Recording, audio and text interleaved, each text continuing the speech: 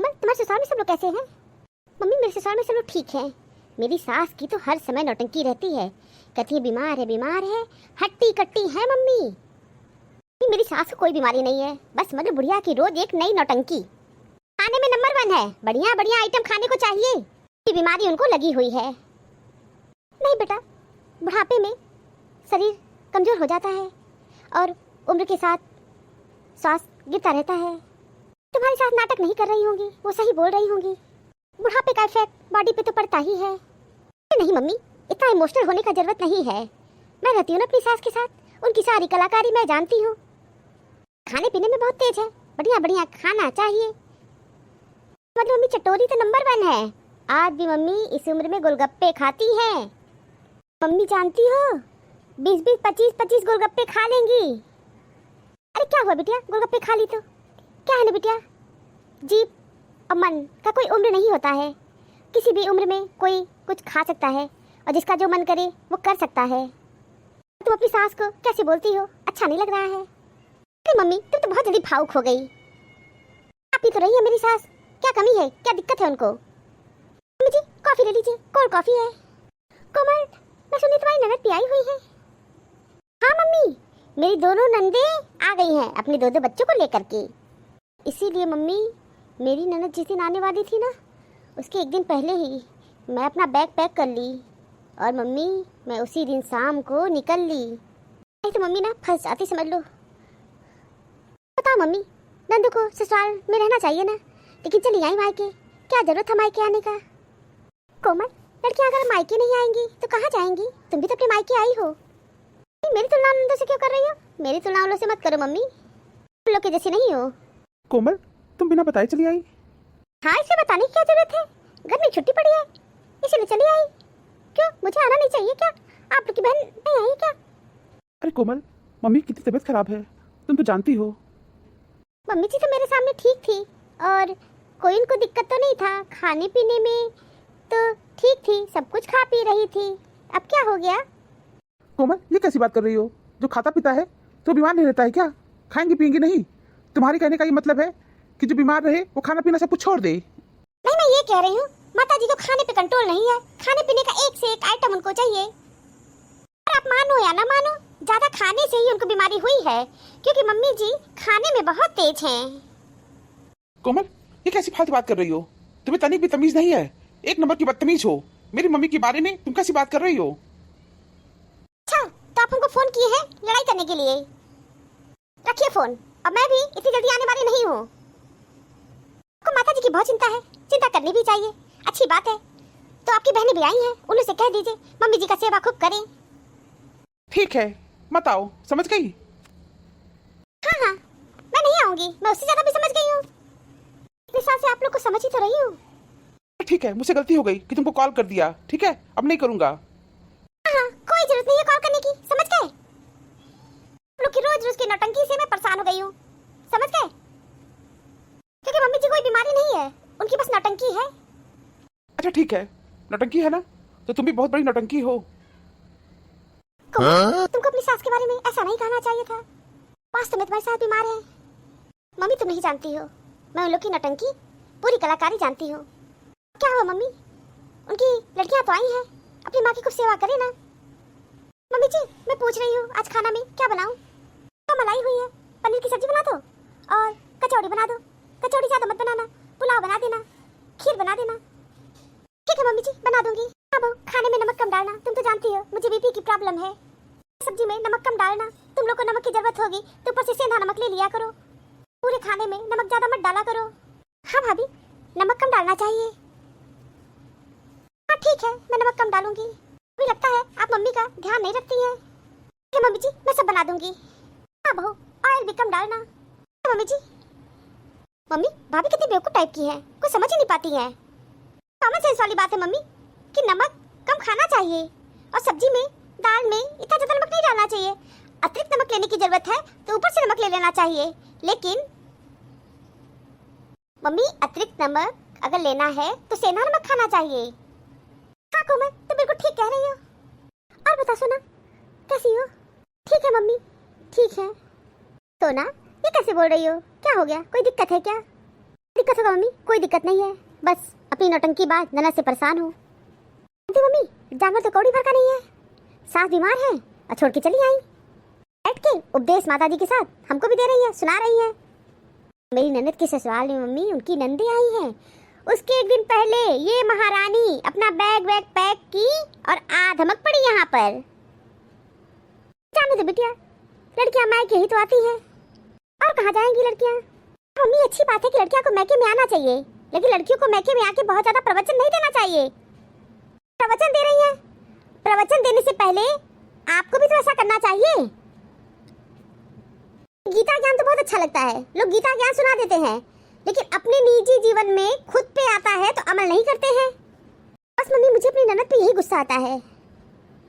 इनकी सास हेल्दी है और खाती पीती है। तुम ही बताओ मम्मी, जो खाता पीता है तो क्या उसे कोई बीमारी नहीं होता है? बेटा ये कौन सी बात है? जो खाता पीता है बीमार तो वो भी हो सकता है। मोटे लोग भी बीमार होते हैं, पतले लोग भी बीमार होते हैं। ये तो कहा ही नहीं जा सकता है कि जो खाता पीता है वो बीमार नहीं होता है। मम्मी मेरी ननद इतनी मूर्ख है कि क्या बताऊं। बेचारी अपनी सास को उल्टा सीधा जब से आई है पानी पी पी के कोस रही है। बेटा ये तो गलत बात है, अपनी सास को उल्टा सीधा नहीं बोलना चाहिए। मम्मी अपने हस्बैंड से भी बहस कर ली, बोली कि आपकी माताजी को कुछ नहीं हुआ है, वो बस नौटंकी करती हैं। हे भगवान, अपने हस्बैंड से भी ये कह दी। उनको अपने हस्बैंड से ये सब तो कहना ही नहीं चाहिए। समझ में नहीं आता है, तुम्हारी ननद इतनी पढ़ी लिखी है, लेकिन ऐसे नासमझी वाली बात उनको करना नहीं चाहिए। मम्मी मैं अपनी सास का इतना ख्याल रखती हूँ, मगर हमको ज्ञान दे रही है कि भाभी मम्मी का ख्याल रखा करिए। और मम्मी मैं कमरे से निकल रही थी, पता नहीं क्या हमको मूर्ख बना दी है। जाने दो बेटा, तुम उनको कुछ कहना मत। 4 दिन के लिए आई हैं, 4 दिन बाद वो चली जाएंगी। मम्मी इतनी जल्दी नहीं जाएंगी, पूरे 1 महीने के लिए आई हैं, बुढ़िया बिस्तर बांध करके। कोई बात नहीं बेटा, 30 दिन भी बीत जाएगा, चली ही जाएंगी एक दिन तुम्हारी ननद। मैं तो सोचती हूँ ना आज ही चली जाएं तो अच्छा रहेगा। सोना तुम अपनी ननद जैसी मत बनो। मम्मी मैं अपनी ननद जैसी बिल्कुल भी नहीं हूँ। हाँ, और उनसे मेरी तुलना मत करना। मेरी एक अलग पर्सनालिटी है, अपनी सास की बहुत सेवा करती हूँ। अभी मम्मी से मैं खाना पीना अकेले ही बनाती हूँ। तुमसे बात भले मैं कह दे रही हूँ कि मेरी ननद आई है, मुझे अच्छा नहीं लग रहा है, लेकिन मम्मी मैं पूरा खाना बनाती हूँ। कल मेरी सास बोली है पनीर की सब्जी बनाओ, कचौड़ी बनाओ, खीर बनाओ, जो जो कही मम्मी मैं अकेले पूरा खाना बनाई। हाँ बिटिया तुम बहुत अच्छी हो, ऐसा करना ही चाहिए। सास ननद की सेवा कर दिया करो। भाई ननद मुफ्त है, जाने दो, अपनी छोटी बहन समझ लो। मम्मी छोटी बहन ही तो समझ ली हो। मम्मी मुझे ये बुरा लगा क्योंकि सास इतनी बीमार है, अपनी सास के बारे में कितना बुरा भला वो बोलती है। मम्मी मुझे ये बुरा लगा कि मेरी ननद अपनी सास को बोली कि बीमार नहीं है, वो बहुत बड़ी नौटंकी बात है। मम्मी बताओ मम्मी कोई बीमारी का बहाना बनाएगा क्या? मम्मी किसको शौक होगा दवा खाने का? मम्मी मुझे अपनी ननद की यही बात बहुत बुरी लगी। ऐसे मेरी ननद आती तुमको अच्छा लगता, लेकिन उनकी सास बीमार है, चली आई। मम्मी उनकी 2 नंदे आई हैं, जैसे ही वो लोग आई उसके एक दिन पहले ये अपना बैग करके यहाँ आ गई। अब तुम ही बताओ मम्मी, अगर हम भी चले आए बैग पैक करके तो अच्छा लगेगा? मम्मी मुझ में और मेरी ननद में कोई अंतर नहीं रहेगा। हाँ सोना बिल्कुल ठीक कह रही हो, तुम अपनी ननद की जैसी बिल्कुल बनने की कोशिश मत करना। भाई ननद को अच्छे संस्कार नहीं मिले हैं, मैं तुमको बहुत अच्छे संस्कार दी हूँ। मेरा नाक मत कटवाना कि तुम मेरी बहुत अच्छी बेटी हो। अपनी ननद जैसी बिल्कुल भी मत बनना। उनसे यही कहूँगी वो जितने दिन रहे उनसे लड़ाई झगड़ा मत करना, उनको थाली परोस के सम्मान के साथ भोजन दे दिया करो। आज नहीं तो कल तुम्हारी ननद चली ही जाएंगी। हाँ मम्मी मैं उनको खाना परोस के दे देती हूँ। मम्मी मैं तुमसे भले ही बात कह रही हूँ, लेकिन मैं उनको उल्टा सीधा कुछ भी नहीं कहती हूँ। हाँ बेटा तुम ऐसा ही करना, अच्छा करती हो। मम्मी मुझे अपनी ननद जैसी नहीं बनना है। हाँ बेटिया, हर व्यक्ति की अपनी अलग ही पर्सनालिटी होती है, और तुम तो मेरी बहुत प्यारी अच्छी बेटी हो। तुम मेरे संस्कारों पे कभी उंगली मत उठवाना। कि मम्मी मैं ऐसा ही करूँगी। बेटा अपनी सास का विशेष देखभाल किया करो, उनकी हेल्थ का ध्यान रखना। मम्मी करती हूँ। अरे क्या बात है, यहाँ ननद भौजाई कौन सी बातें कर रही हैं? मम्मी हम लोग कोई बातें नहीं कर रहे हैं, मैं तो अभी जस्ट आई हूँ। अच्छा मैं सोची ननद भौजाई कोई गोपनीय बात करने आई हो। मम्मी मैं आज ही अपनी ससुराल जाना चाह रही हूँ। कोमल तुम तो 1 महीने के लिए आई थी, आज ही क्यों जाना चाह रही हो? मम्मी मुझसे एक बहुत बड़ी गलती हो गई है। गलती हो गई? तुमसे कौन सी गलती हो गई? तो अपनी कोई गलती मानती ही नहीं हो। मम्मी यही तो मेरी बहुत बड़ी गलती है कि मैं अपनी गलती नहीं मानती हूँ। मम्मी मेरी दो नंदे आई हुई हैं, उसके एक दिन पहले ही मैं यहाँ चली आई। मम्मी आज भाभी यहाँ से चली जाए तो मुझे बहुत बुरा लगेगा, लेकिन भाभी बहुत अच्छी हैं, वो ऐसा नहीं कर रही हैं। मम्मी मैं कितनी बुरी हूँ, मेरी नंदे आई, मैं तुरंत अपना बैग पैक करके यहाँ चली आई। मम्मी मैं ऐसा इसलिए की काम से बचने के लिए। मम्मी अगर भाभी भी यही करे तो मुझे बहुत बुरा लगेगा। और कब से मम्मी यही मैं सोच रही हूँ कि मेरे नंदों को भी कितना बुरा लग रहा होगा। मम्मी मैं सोच ली हूँ कि मैं आज ही अपने ससुराल जा रही हूँ। कोमल तुम बहुत अच्छा सोच रही हो, तुम्हें ऐसा ही करना चाहिए। मुझे बहुत खुशी है कि तुम जीवन में पहली बार अपनी गलती मानी और अब कुछ अच्छा सोच रही हो। पता नहीं कैसे तुम्हारे अंदर इतना अच्छा बदलाव आ गया, मुझे तो बहुत आश्चर्य हो रहा है। और बिटिया अपनी सास को उल्टा सीधा मत बोला करो, सेवा कर दिया करो। उस समय तुम्हारी सास बीमार है। मम्मी तुम बिल्कुल ठीक कह रही हो, मैं अपनी सास को बहुत उल्टा सीधा बोलती हूँ। मैं अपनी सास को कभी उल्टा सीधा नहीं बोलूँगी और अब मैं अपनी सास के साथ अच्छा व्यवहार करूँगी, उनकी देखभाल करूँगी, उनकी सेवा करूँगी। कोमल आज मैं बहुत खुश हूँ, मैं भी आज बहुत खुश हूँ। लेकिन दीदी आप तो 1 महीने के लिए आई थी, तो 1 सप्ताह तो रुक जाइए। अभी 5 दिन मैं यहाँ रह ली, अब मुझे जाना चाहिए क्योंकि मेरी सास बहुत बीमार है। सास ठीक हो जाएंगी तो भाभी मैं यहाँ जरूर आऊँगी। दीदी आप मुझसे नाराज़ तो नहीं हैं?